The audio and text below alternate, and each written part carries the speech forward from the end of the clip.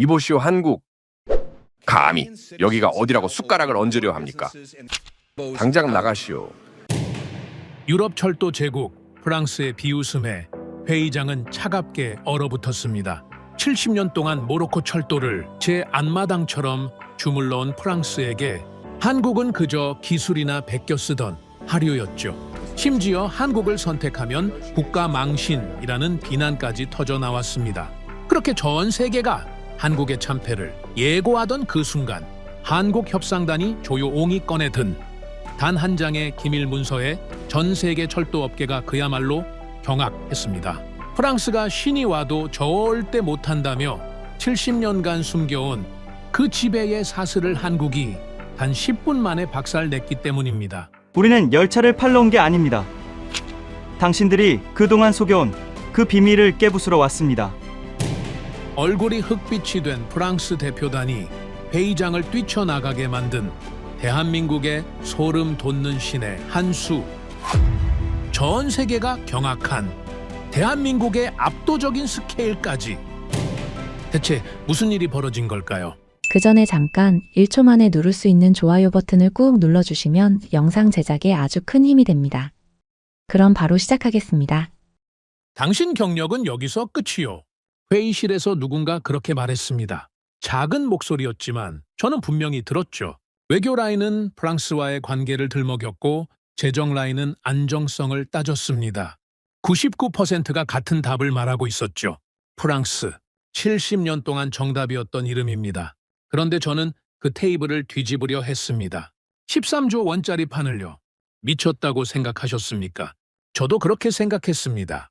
그런데 서류 한 장이 제 눈에 들어왔죠. 익숙하지 않은 이름이었습니다. 한국, 그리고 이 두 글자를 보는 순간부터 모든 게 달라졌습니다. 저는 압델카림 엘 마지드입니다. 모로코 철도청 차관이었죠. 30년을 철도와 함께했습니다. 젊은 시절에는 레일 위에서 시작했고 중년에는 숫자와 구조를 읽는 사람이 됐습니다. 그리고 말년에는 국가의 미래를 저울에 올려야 하는 사람이 됐죠. 저는 정치인이 아니었습니다. 연설하는 사람도 아니었죠. 결과에 서명하는 사람이었습니다. 칭찬은 중요하지 않았습니다. 실패하면 제 이름만 남을 뿐이었으니까요. 그리고 한 가지 분명히 말씀드리겠습니다.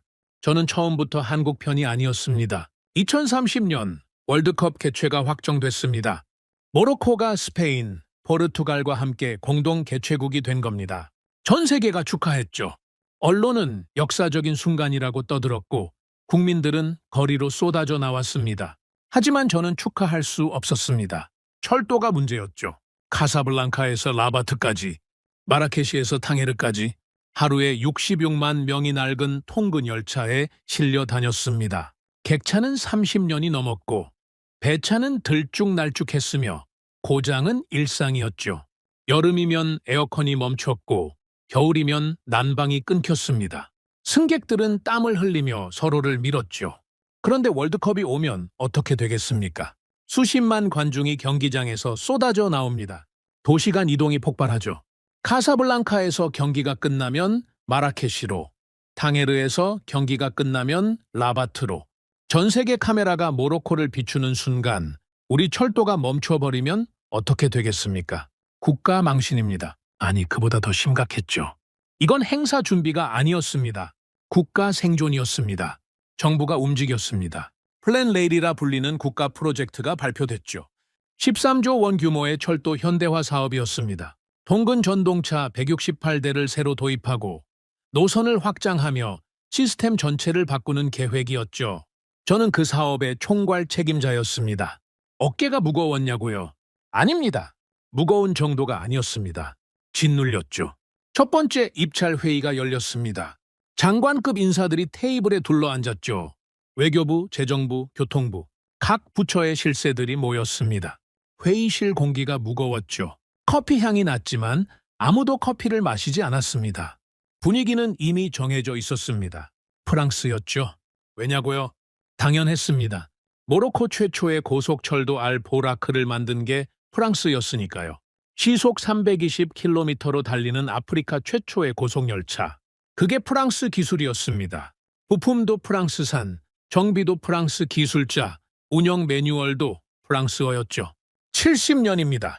식민지 시절부터 프랑스가 레일을 깔았습니다. 독립 이후에도 그 이름은 바뀌지 않았죠. 모로코 철도의 역사는 곧 프랑스와의 역사였습니다. 회의실에 앉은 모든 사람이 같은 생각을 하고 있었죠. 이번에도 프랑스다. 외교 라인에서 먼저 입을 열었습니다. 프랑스와의 관계를 고려해야 합니다. 수십 년간 쌓아온 협력이 있지 않습니까? 다른 분야 투자도 연결되어 있고 정치적 파트너십도 있습니다. 철도 하나 때문에 그걸 흔들 수는 없죠. 고개를 끄덕이는 사람들이 보였습니다. 재정 라인이 뒤를 이었죠. 기존 시스템과의 호환성을 따져야 합니다. 알보라크가 프랑스 기술인데 다른 나라 열차를 들여오면 부품 체계가 꼬입니다. 유지보수 비용이 올라가죠. 장기적으로 봤을 때 프랑스가 가장 안전한 선택입니다. 또 고개가 끄덕여졌습니다. 기술 라인도 같은 말을 했죠. 검증된 기술입니다. 프랑스는 유럽 철도 강국이고 아프리카에서도 실적이 있습니다. 굳이 모험을 할 필요가 있겠습니까? 안정적으로 가는 게 맞습니다. 99%가 같은 방향을 가리키고 있었습니다. 저만 달랐죠. 저는 70년을 봤습니다. 독립 이후로 얼마나 많은 계약서가 같은 구조로 작성됐는지를요. 열차는 바뀌었습니다. 디자인도 달라졌고 속도도 빨라졌죠. 하지만 사슬은 그대로였습니다. 우리는 항상 운전대에 앉아 있었습니다. 그런데 엔진을 열어볼 권한은 없었죠. 도면을 요청하면 거절당했습니다. 핵심 기술을 물으면 웃으며 넘어갔죠. 고장이 나면 프랑스 기술자를 불러야 했고 부품이 필요하면 프랑스에서 사와야 했습니다. 가격은 그들이 정했죠. 이게 파트너십입니까? 아닙니다. 종속이죠. 저는 회의 중간에 손을 들었습니다. 시선이 쏠렸죠. 저는 천천히 말했습니다. 프랑스를 배제해야 합니다. 회의실이 얼어붙었습니다. 아무도 말을 하지 않았죠. 너무 조용해서 시계 초침 소리가 들렸습니다. 장관이 저를 쳐다봤습니다. 외교 담당자의 눈이 커졌죠. 재정 책임자는 펜을 내려놓았습니다. 뭐라고 하셨습니까? 외교 라인이 되물었습니다. 목소리가 차가웠죠. 저는 다시 말했습니다. 프랑스를 후보에서 제외하자는 겁니다. 침묵이 길어졌습니다. 그리고 첫 번째 방역이 시작됐죠. 차관, 지금 무슨 소리를 하는 겁니까? 프랑스와의 관계를 어떻게 할 건지 생각은 해봤습니까? 외교적 후폭풍이 어떨지 알고나 하는 소리입니까? 저는 대답했습니다. 철도는 단순한 거래가 아닙니다. 국가의 동맥이죠? 동맥을 남의 손에 맡겨놓고 파트너라고 부를 수 있습니까? 두 번째 방역이 이어졌습니다. 재정 라인이었죠? 숫자를 들이밀었습니다. 초기 투자 비용, 호환성 문제, 유지보수 단가, 표와 그래프를 펼쳐놓으며 말했습니다. 데이터를 보십시오. 프랑스가 가장 효율적입니다. 감정적인 판단으로 국가 예산을 낭비할 수는 없습니다. 저는 되물었습니다. 그 데이터가 30년 뒤에도 유효합니까? 지금 싼 게 나중에도 싸다는 보장이 있습니까? 부품값을 그들이 올리면 우리가 뭘 할 수 있죠. 세 번째 반격은 더 직접적이었습니다. 테이블 끝에서 작은 목소리가 들려왔죠. 당신 경력은 여기서 끝이요. 고개를 돌렸습니다. 누가 말했는지 정확히 보이지 않았죠. 하지만 분명히 들었습니다. 이 서명 하나로 모든 게 끝날 수 있다는 경고였습니다. 회의실 전체가 저를 향하고 있었습니다. 어떤 눈은 걱정이었고 어떤 눈은 비웃음이었죠. 대부분은 불편함이었습니다. 왜 굳이 문제를 만드느냐는 표정이었죠. 저는 아무 말도 하지 않았습니다. 그게 제 방식이었죠? 회의가 끝났습니다. 결론은 나지 않았죠. 다음 회의에서 다시 논의하자는 말만 남았습니다. 사람들이 하나둘 일어났습니다. 저를 쳐다보는 사람도 있었고 일부러 피하는 사람도 있었죠. 저는 마지막까지 자리에 앉아 있었습니다. 사무실로 돌아왔을 때는 해가 지고 있었습니다. 창밖으로 카사블랑카의 야경이 보였죠. 불빛들이 하나둘 켜지고 있었습니다. 저 불빛 아래로 66만 명이 매일 열차를 탑니다. 낡은 객차에 몸을 구겨넣고 땀을 흘리며 출퇴근을 하죠. 월드컵까지 4년 남았습니다. 70년 동안 변하지 않은 구조가 있었죠. 모두가 같은 답을 말할 때 그때가 가장 위험합니다. 저는 철도를 관리한 게 아닙니다. 나라의 시간표를 관리했죠. 열차가 제 시간에 도착하면 경제가 돌아갑니다. 사람들이 출근하고 물자가 이동하며 도시가 숨을 쉬죠. 그 시간표가 누구 손에 있느냐? 그게 주권의 문제입니다. 저는 담배를 꺼냈습니다. 불을 붙이고 창가에 섰죠. 연기가 천천히 올라갔습니다. 그때 책상 위에 놓인 서류가 눈에 들어왔습니다. 입찰 참여 업체 명단이었죠. 회의 전에 훑어보긴 했지만 제대로 읽지는 않았습니다. 프랑스, 일본, 스페인. 익숙한 이름들이었죠. 예상된 경쟁자들이었습니다. 철도 강국들이 축 늘어서 있었습니다. 그런데 마지막 장에서 손이 멈췄습니다. 한국 현대로템이라는 회사였습니다. 저는 솔직히 큰 기대를 하지 않았습니다. 한국이라고요. 철도 종주국도 아니고 아프리카에서 실적도 거의 없었죠. 프랑스에게서 기술을 배운 나라라고 알고 있었습니다. 그런데 이상했습니다. 제안서의 두께가 달랐죠. 다른 회사들은 열차 사양을 중심으로 썼는데 한국은 뭔가 다른 구성이었습니다. 펼쳐봤죠. 기술 이전, 현지 생산, 공장 설립, 20년 유지 보수. 저는 그 단어들을 천천히 읽었습니다. 한 번 더 읽었죠. 그리고 세 번째 읽을 때 가슴이 뛰기 시작했습니다. 이건 열차를 파는 게 아닙니다. 담배 연기가 올라가는 걸 보면서 생각했습니다. 왜 하필 한국일까? 70년 동안 프랑스가 해주지 않았던 것을 왜 한국이 제안하고 있는 걸까? 그들이 뭘 알고 있는 걸까? 아니, 그들이 뭘 겪었던 걸까?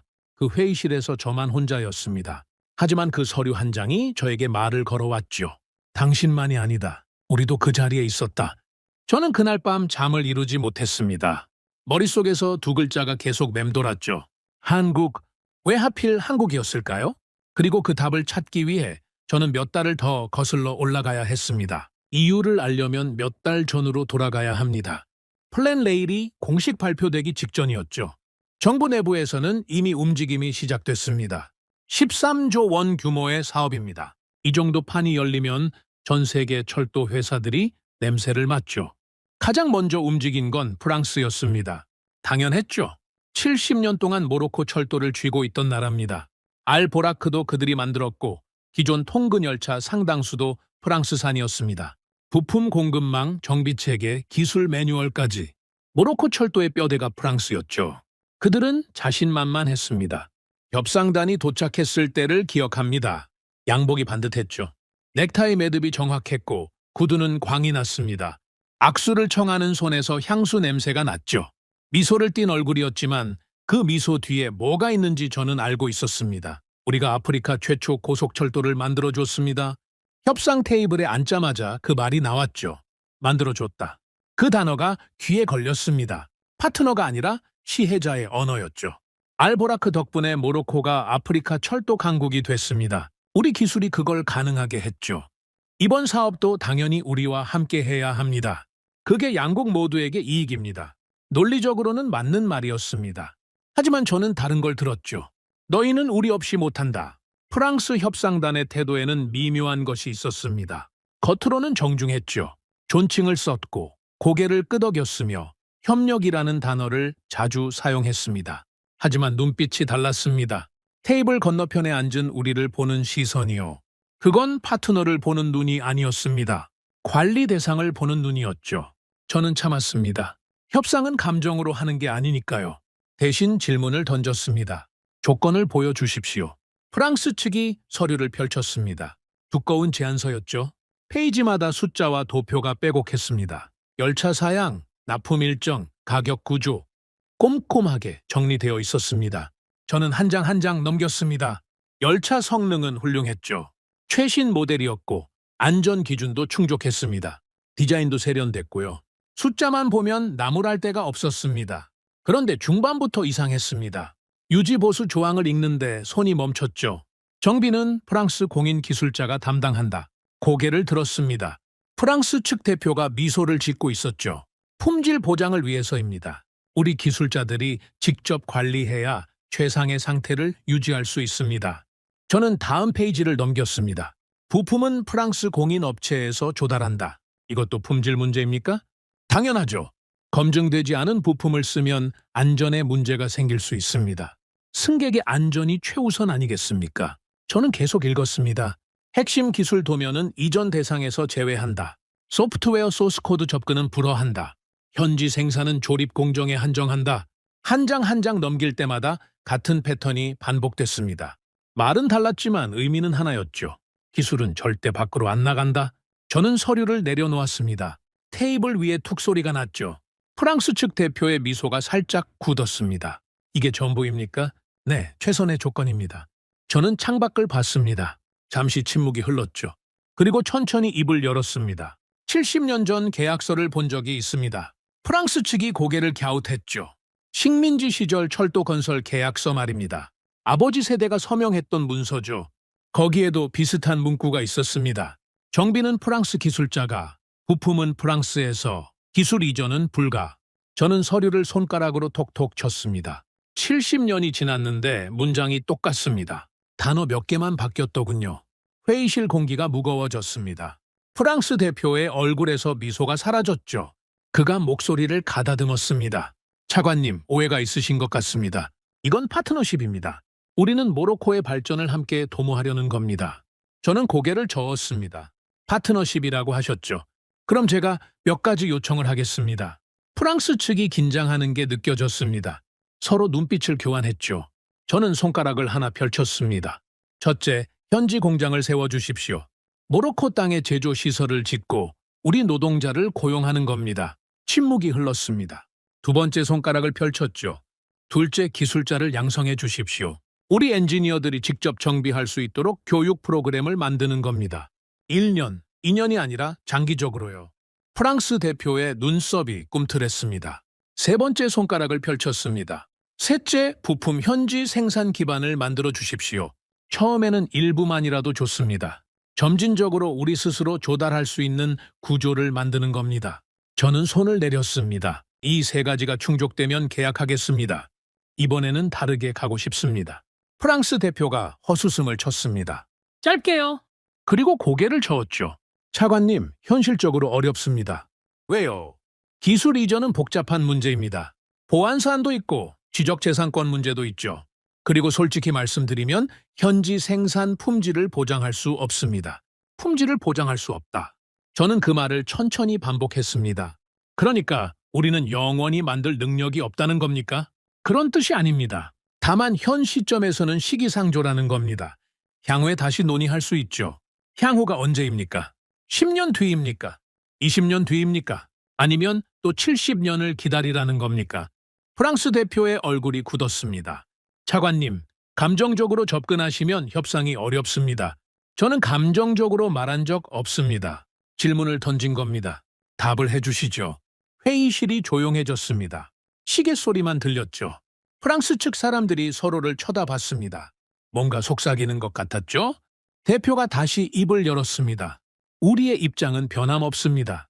기술 보안과 품질 관리를 위해 현재 조건이 최선입니다. 물론 가격 협상은 가능합니다. 조금 더 유연하게 논의할 수 있죠. 가격이요. 네. 총액에서 조정 여지가 있습니다. 금융 조건도 개선할 수 있고요. 저는 쓴웃음이 나왔습니다. 참았죠. 대신 고개를 끄덕였습니다. 알겠습니다. 검토해보겠습니다. 회의가 끝났습니다. 악수를 나눴죠. 프랑스 측은 여전히 자신만만해 보였습니다. 다음 회의에서 좋은 결과가 있을 거라며 웃었죠. 저는 웃지 않았습니다. 그들이 떠난 뒤 회의실에 혼자 남았습니다. 테이블 위에 프랑스 제안서가 놓여 있었죠. 두껍고 정교한 문서였습니다. 숫자도 맞고 일정도 맞고 기술 사양도 훌륭했죠. 하지만 핵심이 빠져 있었습니다. 미래가 없었습니다. 저는 서류를 덮었습니다. 그리고 창밖을 봤죠. 해가 기울고 있었습니다. 저녁 노을이 붉었죠. 프랑스는 열차를 팔았습니다. 하지만 미래는 팔지 않았죠. 기술을 주지 않는 파트너는 파트너가 아닙니다. 공급자일 뿐이죠. 우리가 아무리 돈을 내도 그들 손바닥 아닙니다. 가격을 올리면 따라야 하고 부품을 끊으면 멈추어야 하죠. 그게 70년 동안 반복된 구조였습니다.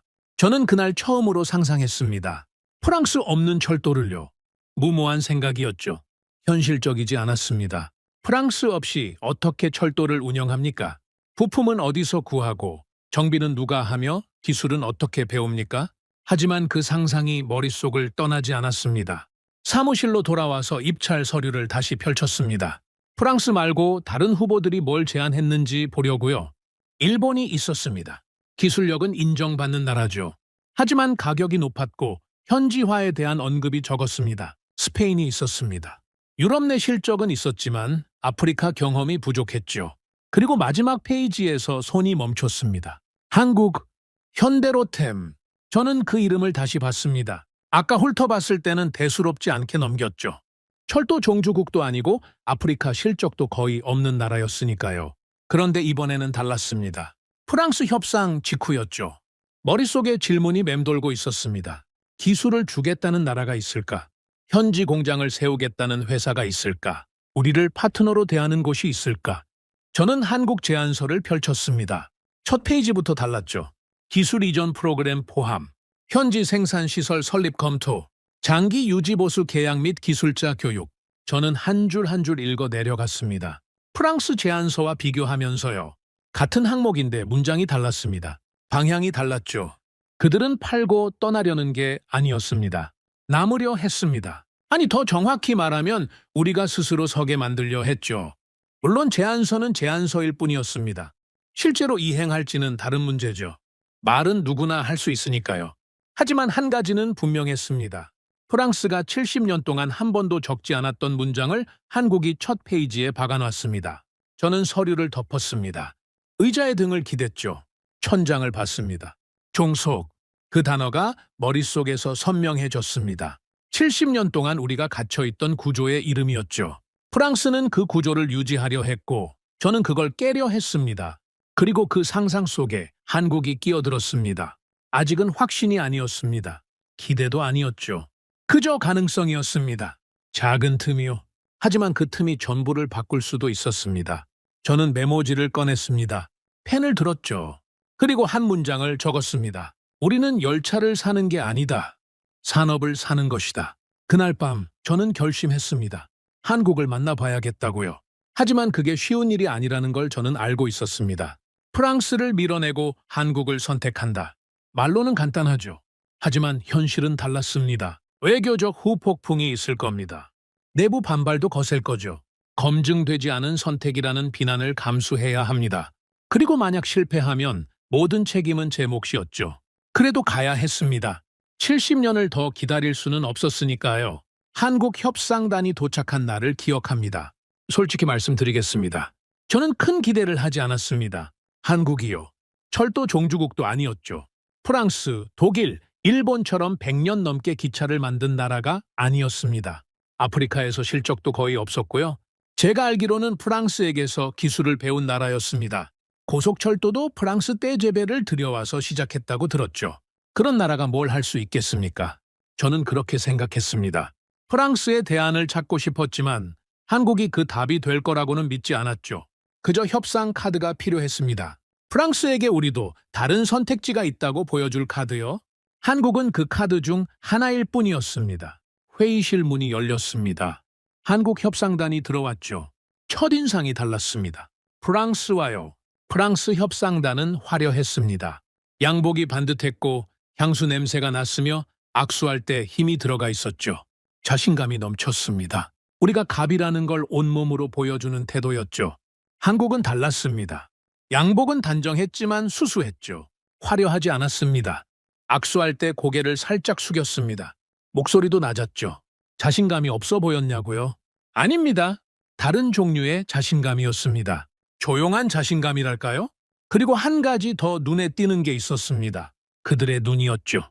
프랑스 협상단은 우리를 내려다봤습니다. 미소를 지었지만 눈은 차가웠죠. 관리 대상을 보는 눈이었습니다. 한국 협상단의 눈은 달랐습니다. 뭐랄까요? 이해하는 눈이었습니다. 측은지심이 아니었죠. 공감이었습니다. 마치 자기들도 그 자리에 앉아봤다는 듯한 눈빛이었습니다. 이상했습니다. 처음 보는 사람들인데 왜 그런 눈을 하고 있는 걸까요? 자리에 앉았습니다. 한국 측 대표가 먼저 입을 열었죠. 제안서 검토해 주셔서 감사합니다. 오늘은 저희가 어떤 파트너가 될 수 있는지 말씀드리려고 왔습니다. 파트너. 그 단어에서 멈췄습니다. 프랑스도 파트너라는 말을 썼죠. 하지만 느낌이 달랐습니다. 프랑스가 말한 파트너는 갑과 을 사이의 수사였습니다. 한국이 말한 파트너는 뭔가 다른 무게가 있었죠. 물론 아직은 말일 뿐이었습니다. 저는 단도직입적으로 물었습니다. 제안서에 기술 이전이라고 적혀 있던데요. 구체적으로 어디까지입니까?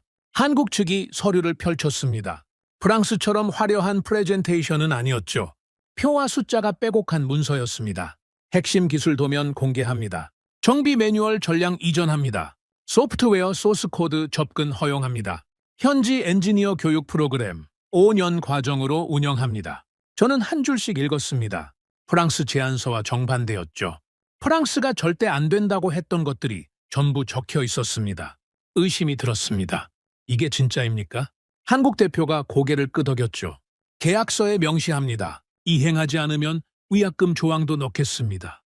저는 다음 질문을 던졌습니다. 현지 생산은요? 제안서에 공장 설립 검토라고 되어 있던데 검토입니까? 확정입니까? 한국 측이 잠시 서로를 쳐다봤습니다. 뭔가 눈빛을 교환하더니 대표가 대답했죠. 확정으로 가겠습니다. 모로코 내에 제조시설을 세우고 현지 인력을 고용하겠습니다. 초기에는 조립 중심이지만 단계적으로 부품 생산까지 확대할 계획입니다. 저는 펜을 내려놓았습니다. 솔직히 놀랐습니다. 이 정도 조건을 첫 협상에서 내미는 건 이례적이었죠. 보통은 밀당을 합니다. 처음에는 보수적으로 제시하고 협상하면서 조금씩 양보하죠. 그게 정상적인 방식입니다. 한국은 처음부터 카드를 펼쳐놨습니다. 왜 그러는 겁니까? 제가 물었죠. 직접적으로요. 왜 이렇게 많이 내놓습니까? 다른 나라들은 기술 이전을 꺼립니다. 핵심은 절대 안 주려고 하죠. 당신들은 왜 다릅니까? 회의실이 조용해졌습니다. 한국 대표가 잠시 침묵했죠. 뭔가 생각하는 것 같았습니다. 그리고 천천히 입을 열었습니다. 저희가 당신들 심정을 압니다. 저는 고개를 들었습니다. 20년 전에 저희가 그 자리였습니다. 그 한 문장이었습니다. 회의실 공기가 바뀌었죠. 저는 아무 말도 하지 못했습니다. 한국 대표가 계속했습니다. 저희도 철도를 프랑스에게서 배웠습니다. 고속철도 떼제배 기술을 들여왔죠. 처음에는 완제품을 수입했습니다. 우리가 만들 수 없었으니까요. 그의 목소리가 낮아졌습니다. 그때 프랑스가 저희한테 어떻게 했는지 아십니까? 저는 대답하지 않았습니다. 듣고 싶었죠. 도면을 안 보여줬습니다. 한국 대표의 눈이 어두워졌습니다. 저희 엔지니어들이 기술을 배우고 싶다고 했습니다. 프랑스 측에 요청했죠. 도면을 보여달라고요. 어떻게 만들어졌는지 알고 싶다고요. 거절당했습니다. 저는 가만히 들었습니다. 부품이 봉인되어 왔습니다. 열어보지 말라고요. 고장나면 프랑스 기술자를 부르라고요. 저희 기술자들은 옆에 서서 구경만 해야 했습니다. 손도 못 대게 했죠? 그의 목소리에 감정이 실렸습니다. 분노가 아니었습니다. 더 깊은 것이었죠. 수치심 같은 거였습니다. 고장이 나면 부품을 사야 했습니다. 가격은 프랑스가 정했죠. 비쌌습니다. 하지만 다른 선택이 없었습니다. 그들이 아니면 구할 수가 없었으니까요. 저는 그 말을 듣고 있었습니다. 똑같았죠. 우리 이야기와요. 모로코가 70년 동안 겪은 일을 한국도 겪었던 겁니다. 시기만 달랐지 구조는 같았죠. 기술을 가진 나라가 없는 나라를 관리하는 구조. 파트너라는 이름의 종속이었습니다. 한국 대표가 저를 똑바로 쳐다봤습니다. 그래서 저희는 바꿨습니다. 뭘 바꿨습니까? 다 바꿨습니다. 스스로 만들기로 했죠. 프랑스가 안 가르쳐주면 우리가 연구하자. 도면을 안 보여주면 우리가 그리자. 그렇게 시작했습니다. 저는 숨을 참았습니다. 10년이 걸렸습니다. 아니, 더 걸렸죠. 실패도 많았습니다. 욕도 많이 먹었죠. 왜 굳이 직접 만드냐? 사면 되지 않냐? 그런 말을 들었습니다. 하지만 포기하지 않았습니다. 그의 눈에서 빛이 났습니다. 지금 한국 고속철도는 우리 기술입니다. KTX 산천, 100% 국산이죠. 설계부터 제조까지 전부요. 수출도 합니다. 프랑스가 안 가르쳐준 기술을 이제는 저희가 가지고 있습니다. 저는 아무 말도 할 수 없었습니다. 그래서 저희가 압니다. 당신들 심정을요. 한국 대표가 테이블 위에 손을 올렸습니다. 철도를 가지고 싶은데 기술이 없는 나라, 배우고 싶은데 가르쳐주지 않는 상대, 돈을 내도 을의 위치에서 벗어나지 못하는 구조. 저희가 그 자리에 있었습니다. 그의 목소리가 단단해졌습니다. 그래서 저희는 다르게 하려고 합니다. 저희가 당한 걸 당신들한테 하고 싶지 않습니다. 기술을 줄 겁니다. 공장을 세울 겁니다. 당신들이 스스로 만들 수 있게 할 겁니다. 저는 한참 동안 그를 쳐다봤습니다. 프랑스 협상단의 얼굴이 떠올랐죠. 반듯한 양복, 자신감 넘치는 미소, 차가운 눈빛. 우리가 아프리카 최초 고속철도를 만들어줬다던 그 말투. 그리고 지금 눈앞에 한국 협상단. 그들은 기술을 자랑하지 않았습니다. 대신 실패를 꺼냈죠. 성공담이 아니라 수모의 기억을 먼저 내놨습니다. 자신들도 그 자리에 있었다고요? 70년을 지배한 나라가 해주지 않던 말을 한국이 했습니다. 저는 고개를 숙였습니다. 잠시 눈을 감았죠. 머릿속이 복잡했습니다. 감동했냐고요? 솔직히 말씀드리겠습니다. 감동했습니다. 하지만 저는 감동으로 결정을 내리는 사람이 아닙니다. 30년 동안 철도를 해왔죠. 좋은 말에 속아본 적이 한두 번이 아닙니다. 계약 전에는 다 좋은 말을 합니다. 서명하고 나면 달라지죠. 저는 고개를 들었습니다. 좋은 말씀 감사합니다. 하지만 저는 검증이 필요합니다. 한국 측이 고개를 끄덕였죠. 당연합니다. 계약서에 적힌 대로 이행하실 수 있습니까? 기술 이전, 현지 공장, 엔지니어 교육, 전부요. 네? 만약 이행하지 않으면요. 위약금 조항을 넣겠습니다. 구체적인 이행 일정표도 첨부하겠습니다. 1년 차에 뭘 하고, 2년 차에 뭘 하고, 단계별로 명시하겠습니다. 성과지표도 넣죠. 저는 펜을 들었습니다. 문서로 주십시오. 다음 회의 전까지요. 한국 대표가 고개를 숙였습니다. 준비하겠습니다. 회의가 끝났습니다. 악수를 나눴죠. 한국 협상단이 문을 나섰습니다. 발소리가 멀어졌습니다. 저는 회의실에 혼자 남았습니다. 창밖을 봤죠. 해가 기울고 있었습니다. 노을이 붉었습니다. 저는 의자에 깊이 앉았습니다. 천장을 봤죠. 그들은 기술보다 먼저 실패를 꺼냈습니다. 성공한 나라가 실패의 기억을 먼저 말하는 걸 처음 봤죠. 보통은 숨깁니다. 창피하니까요? 약점이니까요? 한국은 숨기지 않았습니다. 오히려 그걸 앞세웠죠. 우리도 당해봤다고요. 그래서 안다고요. 당신들 심정을요? 저는 계약서를 보지 않았습니다. 사람을 봤죠. 프랑스 협상단의 눈, 한국 협상단의 눈. 같은 자리에 앉아 있었지만 전혀 다른 눈빛이었습니다. 하나는 내려다보는 눈이었고 하나는 마주보는 눈이었죠. 저는 메모지를 꺼냈습니다. 펜을 들었죠. 그리고 한 문장을 적었습니다. 이 입찰은 가격 경쟁이 아니다. 펜을 내려놓았습니다. 주권 경쟁이다. 그날부터 모든 게 달라졌습니다. 저는 더 이상 프랑스의 대안을 찾는 게 아니었죠. 한국을 검증하기 시작했습니다. 그들이 한 말이 진짜인지, 계약서에 적힌 대로 이행할 수 있는지, 기술력이 충분한지 하나하나 뜯어봐야 했습니다. 감동은 국가를 움직이지 않습니다. 구조와 숫자가 움직이죠. 저는 그걸 알고 있었습니다. 하지만 한 가지는 분명했습니다. 70년 동안 프랑스가 해주지 않았던 말을 한국이 첫 회의에서 했습니다. 그리고 그 말이 진심인지 아닌지 저는 반드시 확인할 겁니다. 만약 진심이라면 이 판은 완전히 뒤집어질 겁니다. 저는 감동을 믿지 않습니다. 좋은 말은 누구나 합니다. 계약 전에는 다 파트너라고 하죠. 함께 성장하자, 윈윈하자, 동반자가 되자 그런 말 수백 번 들었습니다. 그리고 서명하고 나면 달라지죠. 태도가 바뀝니다. 목소리가 높아지고 조건이 까다로워지며 약속은 슬그머니 사라집니다. 30년 동안 그걸 봐왔습니다. 그래서 저는 감동으로 결정을 내리지 않습니다. 숫자를 봅니다. 구조를 봅니다. 계약서의 문장 하나하나를 뜯어봅니다. 거기에 진짜가 있죠. 한국이 좋은 말을 했습니다. 우리도 그 자리에 있었다고요. 당신들 심정을 안다고요. 감동적이었죠. 인정합니다. 하지만 그게 진짠지는 다른 문제입니다. 저는 다음 날 바로 태스크포스를 소집했습니다. 기술팀, 재무팀, 법무팀, 운영팀, 각 분야 실무진을 불러 모았죠. 회의실에 12명이 앉았습니다. 테이블 위에는 한국 제안서가 놓여 있었죠. 저는 단도직입적으로 말했습니다. 이 진서를 해부하십시오. 실무진이 고개를 갸웃했죠. 해부요? 네. 문장 하나하나 뜯어보십시오.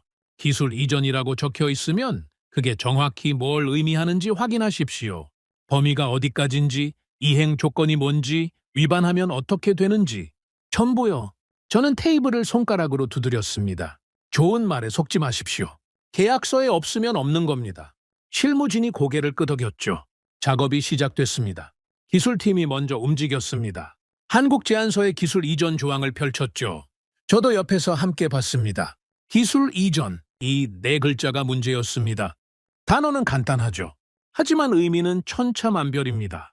프랑스도 기술 이전이라는 말을 썼습니다. 제안서에 버젓이 적혀 있었죠.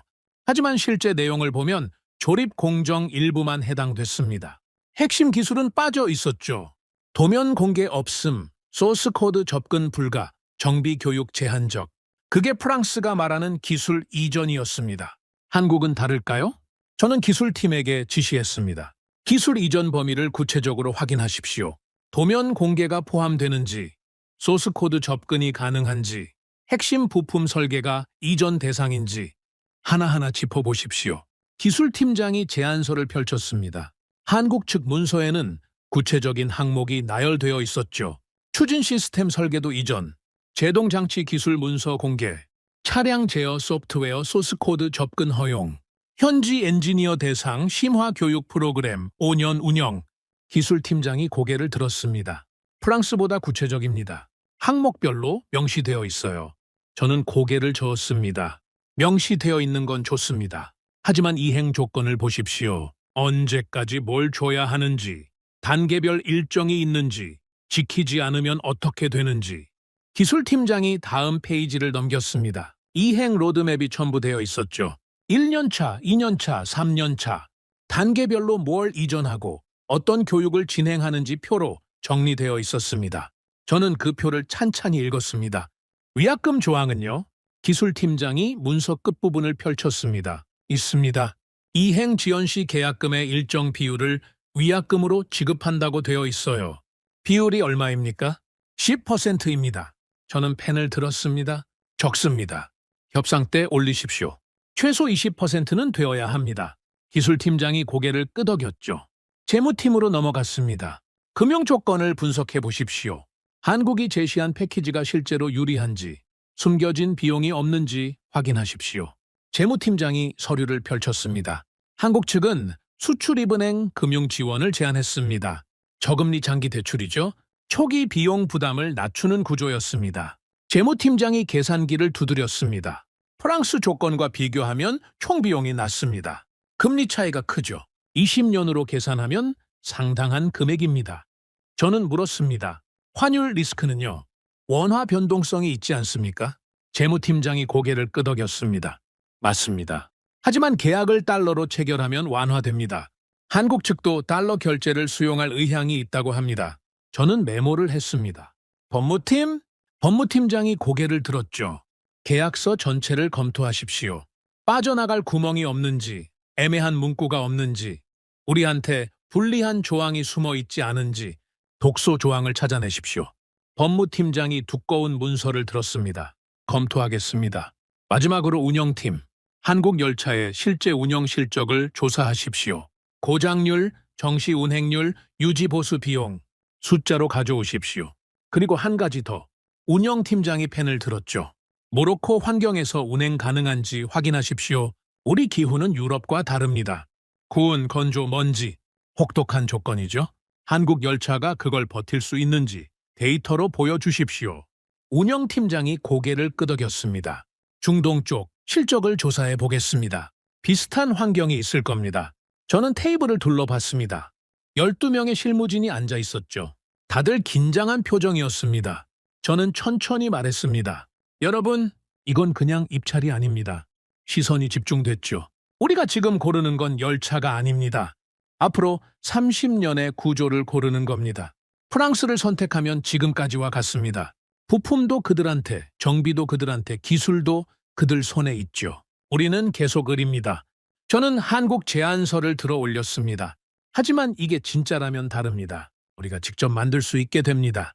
스스로 정비하고, 스스로 부품을 조달하고, 언젠가는 스스로 설계할 수 있게 되죠. 그게 이 계약의 진짜 의미입니다. 저는 제안서를 내려놓았습니다. 그래서 꼼꼼히 봐야 합니다. 빈틈이 있으면 찾아내야 하고, 부족한 게 있으면 요구해야 합니다. 감정에 휩쓸리면 안 됩니다. 숫자로 판단하십시오. 회의가 끝났습니다. 실무진이 흩어졌죠. 각자 맡은 분야를 파고들기 시작했습니다. 그런데 문제는 다른 데서 터졌습니다. 내부 반발이 시작된 겁니다. 며칠 뒤 고위급 회의가 소집됐습니다. 장관급 인사들이 테이블에 둘러앉았죠. 분위기가 심상치 않았습니다. 외교 라인이 먼저 입을 열었습니다. 차관, 한국과 협상을 진행하고 있다고 들었습니다. 네? 검토 중입니다. 검토가 아니라 본협상 수준이라던데요? 저는 고개를 끄덕였습니다. 조건이 괜찮습니다. 상세하게 들여다보고 있죠. 외교 라인의 얼굴이 굳었습니다. 프랑스 측이 불쾌해하고 있습니다. 저는 아무 말도 하지 않았습니다. 알보라크 이후로 모로코는 프랑스의 핵심 파트너였습니다. 그런데 갑자기 한국과 협상한다? 프랑스 입장에서는 배신으로 느껴질 수 있습니다. 배신이요? 저는 천천히 되물었습니다. 입찰은 경쟁입니다. 더 좋은 조건을 제시하는 쪽과 계약하는 거죠.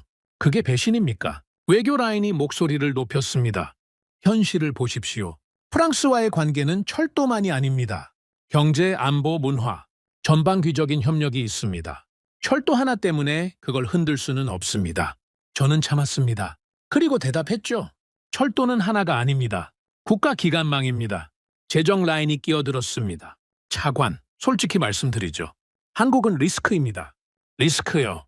네, 검증되지 않은 파트너입니다. 아프리카 실적이 거의 없죠. 유럽에서도 점유율이 낮습니다. 그런 나라한테 13조 원짜리 사업을 맡기자고요? 저는 반문했습니다. 검증되지 않았다는 게 무슨 뜻입니까? 한국 고속철도 운행 실적을 보셨습니까? 정시 운행률, 안전 기록, 세계 최고 수준입니다. 재정 라인이 고개를 저었습니다. 국내 실적은 인정합니다. 하지만 해외는 다릅니다. 모로코 환경에서 운행한 경험이 없습니다. 만약 문제가 생기면 어떻게 합니까? 책임은 누가 집니까? 저는 그 눈을 똑바로 쳐다봤습니다. 제가 집니다. 회의실이 조용해졌죠. 제가 책임집니다. 문제가 생기면 제가 답하겠습니다. 재정 라인이 헛웃음을 쳤습니다. 차관 한 사람이 책임질 수 있는 규모가 아닙니다. 국가 프로젝트입니다. 그래서 더 신중하게 검토하고 있는 겁니다. 감정으로 결정하는 게 아닙니다. 숫자로 판단하고 있죠. 기술팀, 재무팀, 법무팀, 운영팀 전부 투입해서 분석하고 있습니다. 보수파 쪽에서 목소리가 나왔습니다. 분석이 끝나면 프랑스가 유리하게 나올 겁니다. 검증된 파트너니까요. 저는 고개를 저었습니다. 검증된 건 뭡니까? 70년 동안 우리한테 기술을 안 준 게 검증입니까? 부품값을 마음대로 올려도 우리가 꼼짝 못한 게 검증입니까? 회의실 공기가 싸늘해졌습니다. 누군가 낮은 목소리로 말했죠. 차관, 지금 아주 위험한 길을 가고 있는 겁니다. 저는 그 목소리를 향해 고개를 돌렸습니다. 누군지 정확히 보이지 않았죠. 하지만 메시지는 분명했습니다. 이대로 가면 당신 경력은 끝이다. 다시 그 협박이었습니다. 저는 대답하지 않았습니다. 회의가 끝났죠? 사람들이 하나둘 일어났습니다. 저를 쳐다보는 눈빛들이 있었습니다. 걱정, 불안, 비웃음 섞여 있었죠. 저는 마지막까지 자리에 앉아 있었습니다. 그날 밤이었습니다. 프랑스가 움직이기 시작했죠. 공식적인 움직임은 아니었습니다. 하지만 냄새가 났죠. 언론의 기사가 하나둘 나오기 시작했습니다. 모로코 철도 입찰, 검증 안 된 업체 참여 논란, 한국 철도, 아프리카 실적 전무, 리스크 우려, 전문가 안전한 선택이 필요하다. 기사 출처를 추적해봤습니다. 익명의 전문가, 익명의 관계자, 뒤에 누가 있는지 뻔했죠. 프랑스였습니다. 그들은 정면으로 싸우지 않았습니다. 대신 분위기를 만들었죠. 한국은 위험하다. 검증되지 않았다. 모험을 할 필요가 없다. 그런 프레임을 흘렸습니다. 외교 라인을 통한 압박도 있었습니다. 프랑스 대사관에서 비공식 접촉이 있었다는 소문이 돌았죠. 상부에 전달됐을 겁니다. 회의실 안에서만 전쟁이 벌어진 게 아니었습니다. 밖에서도 시작된 거죠. 저는 사무실에 홀로 앉아 있었습니다. 밤이 깊었죠. 창밖에 불빛들이 보였습니다. 카사블랑카의 야경, 담배를 꺼냈습니다. 불을 붙였죠. 연기가 천천히 올라갔습니다. 입찰의 상대는 기업이 아니었습니다. 기존 질서였죠. 70년 동안 굳어진 구조, 프랑스가 주고 모로코가 받는 구조. 그게 당연하다고 믿는 사람들. 그걸 바꾸려면 열차 하나가 아니라 시스템 전체와 싸워야 했습니다. 저는 메모지를 꺼냈습니다. 펜을 들었죠. 그리고 한 문장을 적었습니다. 이 사업은 열차가 아니라 주권의 구조를 사는 것이다. 펜을 내려놓았습니다. 새벽 3시였죠. 창밖이 조금씩 밝아오고 있었습니다. 저는 의자의 등을 기댔습니다. 눈을 감았죠. 프랑스가 두려웠냐고요? 아닙니다. 두려운 건 따로 있었습니다. 제가 틀릴 수도 있다는 거죠. 한국이 한 말이 진심이 아닐 수도 있습니다. 계약서에 적힌 대로 이행하지 않을 수도 있죠. 기술 이전이 말뿐일 수도 있고 공장이 제대로 안 세워질 수도 있습니다. 만약 그렇게 되면 모든 책임은 제 몫입니다. 그래서 더 꼼꼼하게 봐야 했습니다. 숫자 하나, 문장 하나 놓치지 않고요. 감동에 속으면 안 됐죠. 구조로 판단해야 했습니다. 저는 눈을 떴습니다. 동이 트고 있었죠. 새벽빛이 창문으로 들어왔습니다. 저는 일어났습니다. 양복을 여미었죠. 그리고 문을 열었습니다. 오늘도 검증은 계속됩니다. 한국이 진짜인지 아닌지 그 답을 찾을 때까지요. 검증 결과가 돌아오기 시작했습니다. 기술팀, 재무팀, 법무팀, 운영팀. 제가 투입한 태스크포스가 각자 분석을 마치고 보고서를 들고 왔죠. 테이블 위에 서류가 쌓였습니다. 두꺼웠습니다. 저는 하나씩 펼쳐봤습니다. 기술팀 보고서가 먼저였죠. 한국 측 기술 이전 조항은 구체적입니다. 프랑스 제안서와 비교하면 범위가 넓고 이행 일정이 명시되어 있습니다. 위약금 조항도 있습니다. 다만 비율이 낮아 협상 시 상향 조정이 필요합니다. 저는 고개를 끄덕였습니다. 예상한 대로였죠. 재무팀 보고서를 펼쳤습니다. 한국 측 금융 조건은 프랑스보다 유리합니다. 수출입은행 지원으로 저금리 장기 대출이 가능합니다. 20년 기준 총 비용을 계산하면 상당한 차이가 납니다. 법무팀 보고서도 확인했죠. 계약서 초안에 명백한 독소 조항은 없습니다. 다만 일부 문구가 모호하여 명확화가 필요합니다. 기술 이전 범위의 정의, 현지 생산 비율의 단계별 목표치 등을 구체적으로 명시해야 합니다. 마지막으로 운영팀이었습니다. 한국철도 운영 실적은 우수합니다. KTX 정시 운행률 99% 이상, 중대사고율 세계 최저 수준. 다만 모로코와 유사한 고온 건조 환경에서의 운행 실적은 제한적입니다. 추가 확인이 필요합니다. 저는 보고서들을 내려놓았습니다. 나쁘지 않았죠. 하지만 결정을 내리기엔 부족했습니다. 특히 마지막 부분이 걸렸죠. 모로코 환경에서 버틸 수 있는가? 그게 핵심이었습니다. 유럽에서 잘 달리는 열차가 아프리카에서도 잘 달린다는 보장은 없습니다. 기후가 다르죠. 모로코 여름은 40도를 넘깁니다. 건조하고 먼지가 많죠. 모래바람이 불면 기계 틈새로 파고듭니다. 이런 환경에서 고장 없이 달릴 수 있는가? 그게 문제였습니다. 프랑스는 이 부분을 공격했죠. 유럽 중심 논리였습니다. 우리는 지중해 연안에서 수십 년간 운행한 실적이 있다. 모로코 기후를 잘 안다. 한국은 그런 경험이 없지 않느냐. 일리가 있는 말이었습니다. 저는 한국 측에 추가 자료를 요청했습니다. 고온, 건조 환경에서의 운행 실적을 보여달라고요. 있다면요. 며칠 뒤 한국에서 답이 왔습니다. 회의가 다시 잡혔죠. 이번에는 분위기가 달랐습니다. 한국 협상단이 들어왔습니다. 그런데 인원이 늘어 있었죠. 처음 봤을 때보다 2배는 많았습니다. 양복 차림의 사람들이 줄줄이 들어왔습니다. 저는 눈을 가늘게 떴습니다. 이게 뭡니까? 한국 대표가 미소를 지었죠. 오늘은 저희만 온 게 아닙니다. 그가 옆에 선 사람들을 소개하기 시작했습니다. 국토교통부에서 나오셨습니다. 한국철도 정책을 총괄하는 부서죠. 양복 차림의 관료가 고개를 숙였습니다. 코레일에서 나오셨습니다. 한국철도 운영 공기업입니다. 실제 운행과 정비를 담당하죠. 또 한 명이 고개를 숙였습니다. 한국수출입은행에서 나오셨습니다. 금융 지원을 담당합니다. 세 번째 사람이 고개를 숙였죠. 저는 의자의 등을 기댔습니다. 이해가 됐습니다. 이건 회사 하나가 온 게 아니었죠. 나라가 온 겁니다. 현대로템이라는 기업만 온 게 아니었습니다. 한국 정부가 붙었고 운영기관이 붙었고 금융기관이 붙었죠. 한 팀으로 움직이고 있었습니다. 저는 속으로 중얼거렸습니다. 코리아 원팀, 프랑스는 달랐죠. 알스톰이라는 기업이 왔습니다. 물론 뒤에 프랑스 정부가 있긴 했지만 전면에 나서지는 않았죠. 협상 테이블에는 기업만 앉았습니다. 한국은 처음부터 국가 단위로 움직였습니다. 기업, 정부, 공기업, 금융 전부 한 테이블에 앉아 있었죠. 저는 질문을 던졌습니다. 왜 이렇게 많이 오셨습니까? 한국 대표가 대답했죠. 이 사업이 단순한 열차 수출이 아니기 때문입니다. 무슨 뜻입니까? 저희는 열차만 파는 게 아닙니다. 시스템을 드리는 겁니다. 열차를 만들고 운영하고 정비하고 자금을 조달하는 전 과정을요. 그래서 각 분야 전문가가 다 와야 했습니다. 저는 팔짱을 꼈습니다. 구체적으로 설명해 보십시오. 한국 대표가 고개를 끄덕였죠. 그리고 옆에 앉은 사람에게 눈짓을 했습니다. 국토교통부 관계자가 일어났습니다. 저희 정부는 이 사업을 국가 차원에서 지원합니다. 단순 수출이 아니라 양국 간 철도 협력의 시작으로 보고 있죠. 기술 이전, 인력 교육, 장기 협력, 정부 차원에서 보장합니다. 코레일 관계자가 이어받았습니다. 운영과 정비 노하우를 공유하겠습니다.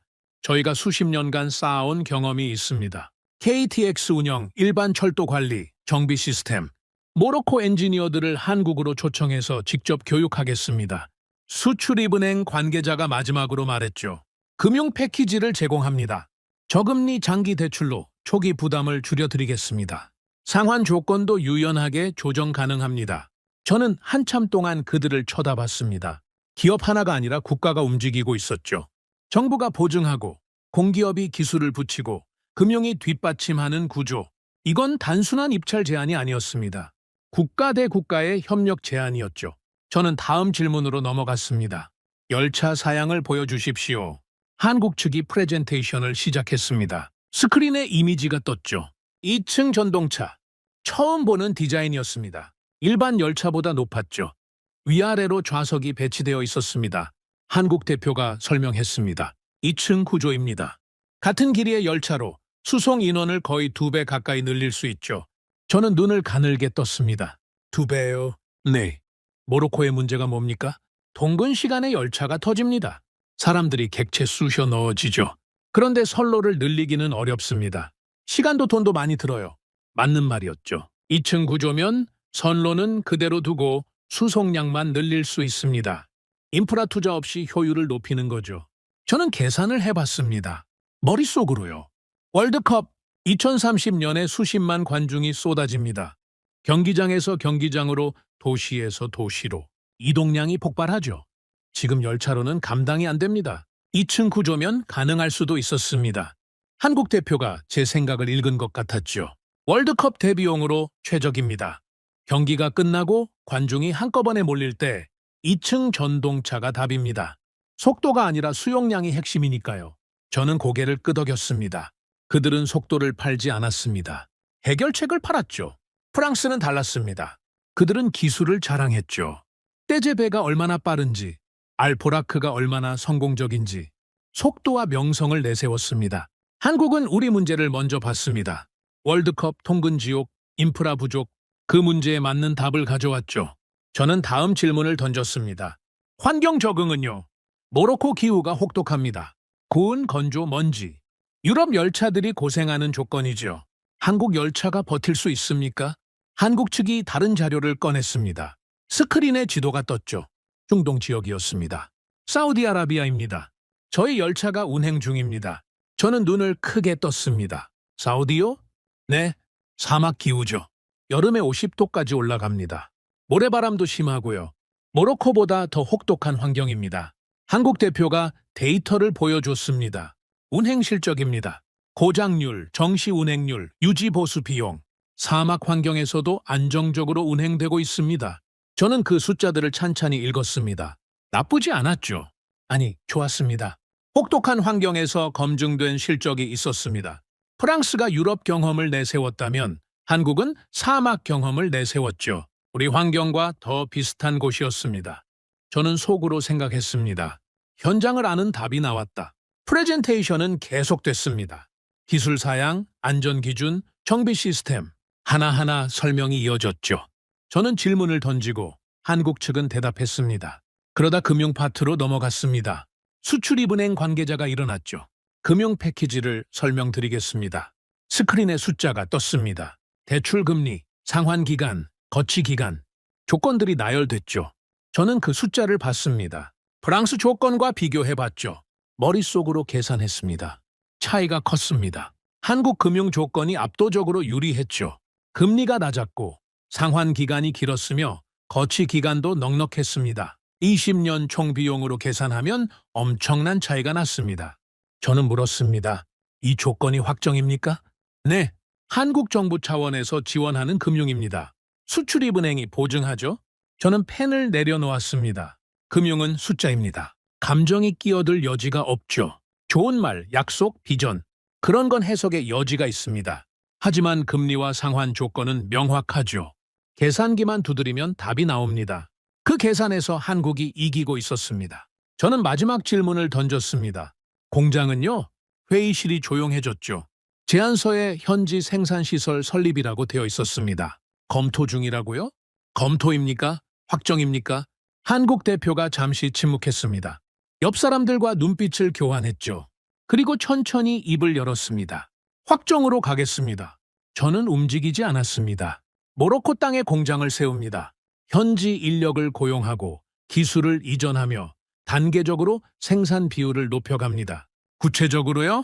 초기에는 조립 중심입니다. 한국에서 부품을 가져와 모로코에서 조립하죠. 하지만 3년 차부터 부품 현지 생산을 시작합니다. 5년 채는 핵심 부품 일부를 모로코에서 만들게 됩니다. 10년 채는 생산 비율 50%를 목표로 합니다. 저는 그 말을 천천히 씹었습니다. 10년 뒤에 절반을 우리가 만든다. 네. 저는 다시 물었습니다. 왜 그렇게까지 합니까? 한국 대표가 저를 똑바로 쳐다봤습니다. 아까 말씀드렸습니다. 저희도 그 자리에 있었다고요? 저는 대답하지 않았습니다. 프랑스는 팔고 떠나려 했습니다. 열차를 납품하고 유지보수 계약을 맺고 부품을 팔죠. 그게 그들의 비즈니스 모델입니다. 우리는 영원히 고객이에요. 한국 대표의 목소리가 단단해졌습니다. 저희는 다르게 하고 싶습니다. 당신들을 고객으로 두려는 게 아닙니다. 파트너로 만들려는 겁니다. 언젠가는 당신들이 직접 만들고 직접 수출하게요. 저는 한참 동안 그를 쳐다봤습니다. 진심입니까? 계약서에 넣겠습니다. 공장 설립 일정, 생산 비율 목표, 기술 이전 단계, 전부 문서화하겠습니다. 이행하지 않으면 위약금을 물죠. 회의실이 고요해졌습니다. 저는 창밖을 봤습니다. 햇살이 들어오고 있었죠. 이건 거래가 아니었습니다. 체제 교체였죠. 프랑스 모델은 종속이었습니다. 그들이 만들고 우리가 사는 구조. 70년 동안 그랬죠. 한국 모델은 달랐습니다. 처음에는 그들이 만들지만 점점 우리가 만들게 되는 구조. 고객에서 생산자로 바뀌는 구조. 저는 펜을 들었습니다. 메모지에 한 줄을 적었죠. 금융은 숫자였다. 공장은 선언이었다. 회의가 끝났습니다. 악수를 나눴죠. 한국협상단이 문을 나섰습니다. 발소리가 멀어졌습니다. 저는 회의실에 혼자 남았습니다. 의자에 깊이 앉았죠. 천장을 봤습니다. 처음으로 느꼈습니다. 이길 수 있다고요. 프랑스의 70년이 흔들리고 있었습니다. 확실했죠. 기술, 금융, 공장. 한국이 내민 패키지는 프랑스가 줄 수 없는 것들이었습니다. 하지만 아직 끝난 게 아니었습니다. 최종 결정이 남아 있었죠. 그리고 그 결정을 앞두고 프랑스가 가만히 있을 리 없었습니다. 저는 일어났습니다. 양복을 여미었죠. 마지막 전쟁이 시작될 겁니다. 그리고 그 전쟁의 중심에 제가 서게 되겠죠. 최종 회의가 소집됐습니다. 날짜가 잡혔을 때 저는 알았죠. 이게 마지막이라는 걸요. 더 이상 미룰 수 없었습니다. 월드컵까지 시간이 촉박했고 열차 제작 기간을 고려하면 지금 결정해야 했죠. 회의실에 들어섰습니다. 공기가 달랐습니다. 전에도 긴장감이 있었지만 이번은 차원이 다르더군요. 테이블에 앉은 사람들의 표정이 굳어 있었습니다.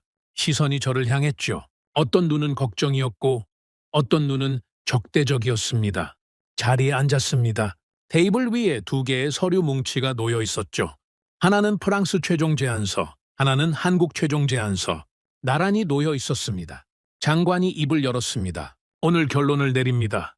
짧은 선언이었죠. 하지만 무게가 있었습니다. 모두가 알고 있었습니다. 이 회의에서 모든 게 결정된다는 걸요.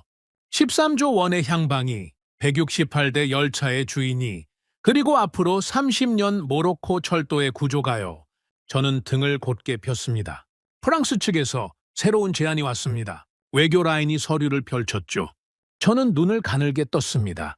새로운 제안이라고요. 프랑스가 움직였다는 뜻이었죠. 외교 라인이 설명을 시작했습니다. 프랑스가 조건을 수정했습니다. 가격을 낮췄고 금융 조건도 개선했죠. 유지보수 비용도 조정했습니다. 서류가 제 앞으로 밀려왔습니다. 저는 펼쳐봤죠. 숫자가 바뀌어 있었습니다. 확실히 이전보다 나았죠. 총액이 줄었고 금리가 낮아졌으며 상환 기간이 늘어났습니다. 외교 라인이 덧붙였습니다. 프랑스가 상당히 양보한 겁니다. 이 정도면 협상의 성의를 보여준 거죠. 저는 계속 읽었습니다. 가격 부분을 지나 기술 이전 조항으로 넘어갔죠. 그리고 손이 멈췄습니다. 그대로였습니다. 기술 이전 범위, 제한적, 핵심 도면 공개, 불가, 현지 생산, 조립 공정의 한정, 정비 인력, 프랑스 공인 기술자 우선. 글자 하나 바뀌지 않았죠. 저는 서류를 내려놓았습니다. 외교 라인이 물었습니다.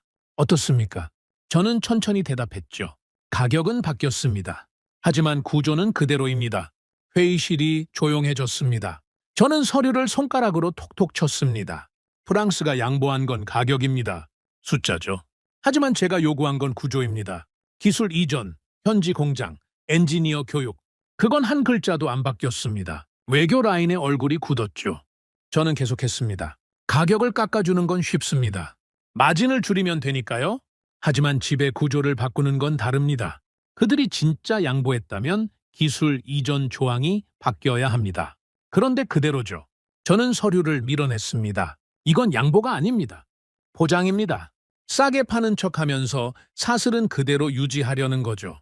재정 라인이 끼어들었습니다. 차관, 너무 극단적으로 보시는 것 아닙니까? 가격이 낮아졌으면 좋은 거 아닙니까? 국가 예산을 아끼는 겁니다. 저는 고개를 저었습니다. 지금 아끼는 게 나중에 더 나가는 겁니다.